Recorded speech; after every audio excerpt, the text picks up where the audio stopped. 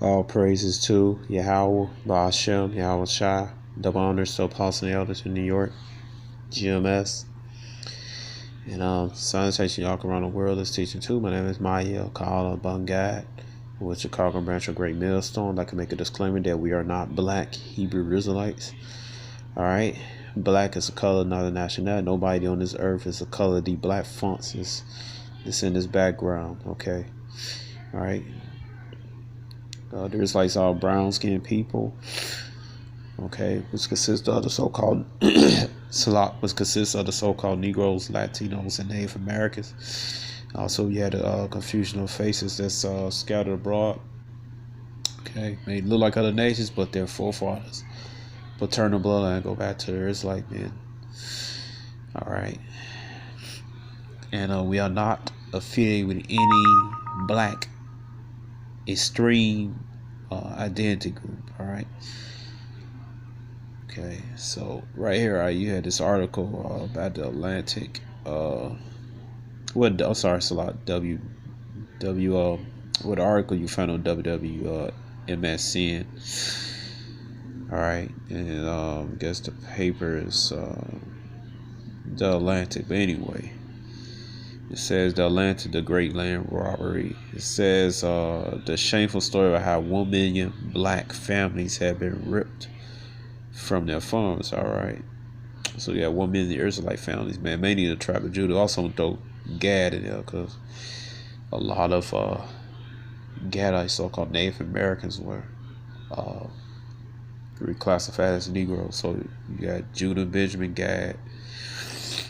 You might have a little bit of Reuben, a little some so-called Seminole Indians due to the I'm gonna use this term, Indian removables. That some have migrated to Mississippi. All right, so you got Reubenites. All right, so it's Judah, so-called Negroes, Gad, so-called Native Americans, and Reuben, so-called Seminole Indians. All right, so basically, the Israelites would cheat. 1 million Israelites would cheat out of their land. All right, so it says right here. It says, let's see. Alright, so this is one of Jake's. Alright. It's one of the old, what it says. A sound used to people deter hunters near the old Scott family homestead, Drew, Mississippi. Juanita's brother Isaac. Alright, Dane Scott Drew amid soybeans in Mountain Bayou. Alright, it said wiped out. It said you ever chopped before. Willie Nell Scott White was testing me. I sat with her in the cab of a Chevy Silverado pickup truck, swatting at the squadron of giant flood of mosquitoes that invaded the interior the last time she opened a window. I spent the day with her family as they worked the fields just outside Ruleville, Mississippi. Left for country with her weather brown hands. Scott White gave me a pork sandwich wrapped in grease-stained paper towel. And I slapped my leg. Mosquitoes come bite through denim, as it turned out. All right, and see, this is the problem. That's why these things happen to our people. They constantly violate the law, statutes, and commandments. Yahweh. All right, that's why we're in predicament that we're in. All right, it says Deuteronomy 28, verse 15. It said, but it shall come to pass that thou wilt not hearken to the voice of Yahweh thy power deserve to do God's commandments and statutes which I command thee this day, that all these curses come upon thee and overtake thee. All right. It said, cursed shalt thou be in the city, cursed shalt thou be in the field. All right, where you be in the city, where you be in the country. All right, and she handed man the pork they eat. You got Israelites eating pork. All right, this is one of the many things that people do to bring these things upon themselves. All right, it said cotton sold with planters must be chopped in and weeded manual holes to produce orderly rolls of fluffy bowls. The work is background. The people who do it maintain that no other job on earth is quite demanding. As I had labored long hours over other white, a 6-son grandmother who grown up chopping down, never done. Then you ain't never worked, she replied. The fields alongside us as we drove were monstrous Rosa crop mountain is good. As we toured, went down Lake of Land in LaForest, Barber County, Stratton's Route 61. Scott White point out the demarcations between plots of trio of steel silos there, a post there. And silos like one of those things where you see in a cartoon little corns who kept that little tall towers. That's what they is. Alright. They are red or they like basically metal color. Alright. A post there, a patch of scruffy wilderness in the distance. Each landmark was a reminder of Scott lads he had fought to keep or to regain. She noted with his pride, each one also had remained of heritage that once been stolen. Alright. Get this. It said drive Route 61 through the Mississippi Delta. You'll find much the scenery as it was 50 or 75 years ago. Imposing plantations of ramshackle shotgun houses still populate the countryside. From Memphis to Vicksburg, fields stretch to the horizon. The hands that dig into the Black Delta dirt belong to the people like Winilla Scott White. African American, not African Americans, alright, these are Judites, alright, who bear faces and names passed down from men and women who were on here, who were kept here, who chose to stay and tend the fields their forebears tended. Alright, so these are the descendants of the Israelite captives that was in Mississippi. It said, but these things had changed back in the days. No white bulls or king cotton rain. Not much of the land is green with soybean. The farm plantations are much larger. Industrial operations with bio-engineered plants. Laser guided tractors, crop dusting drones. See this, man. This madness Esau brought. It said few and fewer farmers are still owned by actual farming. Investors in boardrooms throughout the country have brought hundreds of thousands of acres of premium Delta land. If you're one of the millions of people who have a retirement account with a teacher's insurance or annuity association, for instance, you might even own a little bit yourself. Alright, it says TIAA is one of the largest pension firms in the United States, together with its subsidiaries and associate funds. It has a portfolio of more than 80,000 acres in Mississippi alone, most of them in Delta. If the Fertile Crescent, Arkansas is included, TIAA holds more than 130,000 acres in a strip of counties along Mississippi River. And TIAA is not the only big corporate landlord in the region. Hancock Agriculture Investment Group manages more than 65,000 acres, what is called the Delta States. The Real Estate Trust Farmland Partners have 30,000 acres in and around Delta. Agrivet's subsidiary of Swiss bank UBS owned 22,000 acres of 2011. Alright, see, that land is real wealth, man. Well, really the wealth. Second wealth, because the first wealth is these scriptures. Alright. But see, land is wealth, man. Just like in the days of Abraham. Abraham had what? Cattle, land, silver, gold. Alright, he had servants, alright. That's true wealth, man. Not no damn paper money that's not backed up by silver and gold. Alright. Unlike the camp, even 2 generations back ago, black people living and working Delta that had been almost completely uprooted from the soil as property owners, if not as laborers, in Washington County, Mississippi. Well, last February, TIAA reportedly bought 50,000 acres for more than $200 million. Black people make up 72% population, but only 11% of the farmland in part or in full. In Tunica County, where TIAA has acquired plantations from the oldest farm-owning white family in the state, black people make up 77% of the population, but own 6% of the farmland. In Holmes County, the third blackest county in the nation, black people make up about 80% of the population, but only own about 90% of farmland. TIAA owned plantations there too. Just in 50 years, a single company has accumulated a portfolio in the Delta almost equal to remaining holdings of Israelites who had lived on and shaped this land for centuries. Alright. This is not a story about TIAA, at least apparently the company finished putting me out completely. See. And I feel like I let my dad down by them taking away our... Alright, nothing you can do about that, man. Part of the curses. But anyway, man.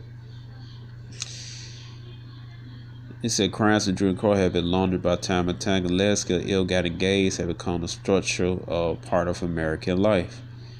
The land was wrested first from the Native Americans by force, alright, the Gadites. All right, it was then cleared water and made productive for intensive agriculture by the labor of enslaved Africans. All right, so these were not the so-called Negro American, not African. They're Israelites from the tribe of Judah. All right, who at emancipation will come to own a portion of later through a variety of means, sometimes legal, often cultiverse in many cases, legal and cultivar cases, legal and coercive and occasionally violent farmland owned by people came to the hands of Edomites. It was aggregated to larger holders, then aggregated again, eventually attracting interest of Wall Street. All right, so land taken by Esau, man. All right, it says what Micah 2.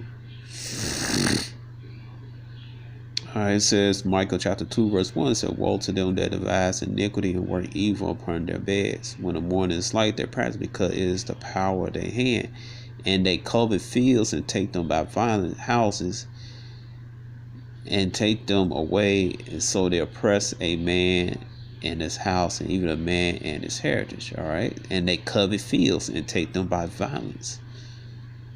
All right. So they write all these unrighteous decrees, man. All right, with those damn bogus laws. All right, they put on those books. Okay.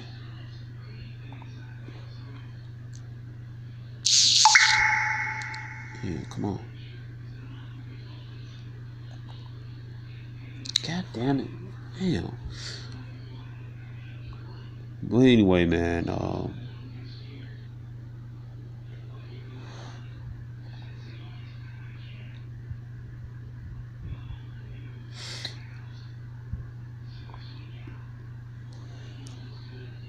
get back to this article, man. All right, so you got a lot of farmland that is originally owned by the so-called Native Americans. All right, then Esau took over. Then Jake, some of the Edomite slave masters left their land to Jake. Then you had the other Edomites that came and took it, man. All right. It said owners of small farms everywhere, black and white land, have a long been. Our legacy. Shut up, man. All right. But anyway, it says owners of farm everywhere. Where there is a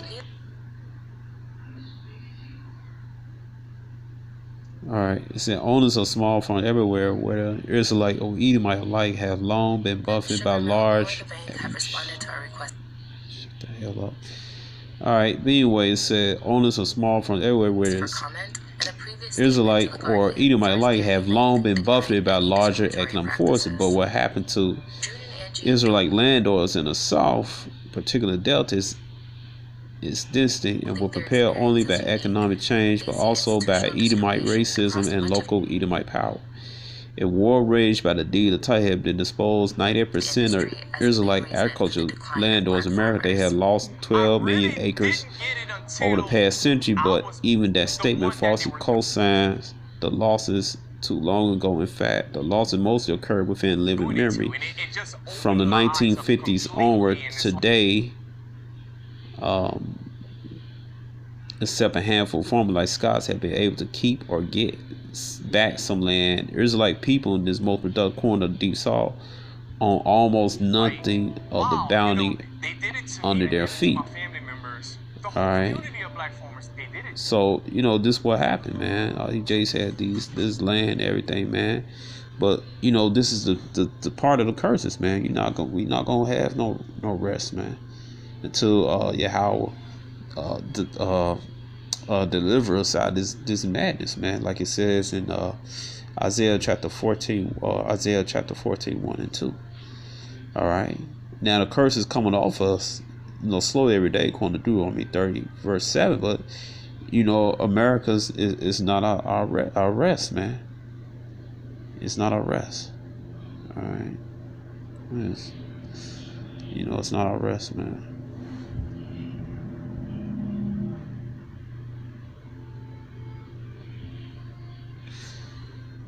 Rest is gonna be when Yahweh shot the elect and the angels come deliver us out of this hellhole, bring us to our whole land Israel, man.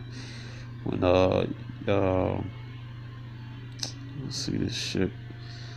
All right, but anyway, man, this is not gonna be our rest, man. To Yahweh deliver us out of this hell, America. It's American nightmare. It said Michael chapter 2 verse 10, "Rise, depart, for this is not your rest, because it's polluted. It shall destroy you, even with a sword of destruction." Right? People, man, they dying chasing out this American dream. They killing each other, man. All right, they selling their souls to Satan on earth, Esau, man, spiritual Satan. All right, okay. This is not a rest, man. All right. So we got, Most I got fulfilled. This prophecy got fulfilled, man. The chip, everything. Chip, World War III. Then we out of here, man. Most got fulfilled. The destruction of America, man. And that's when we should get our rest. But as long as we're here in America, man, on this heathen Esau, the so-called Caucasian, all right. You're gonna be under the curses, man. As long as he ruleth. It says, Deuteronomy 28 verse 23. But we will come from under the curses, man. All right, because you got these damn dumbass scoffers, man. Lately, Garfield, Sonell, no. All right. Wow, God doing this, get cruel, God. But don't read the part where we're gonna take the curses off us. We're gonna rule over these damn devils. All right, well, it says Deuteronomy 28 verse 29 said, "Thou shalt grope at noonday as a blind groping in darkness.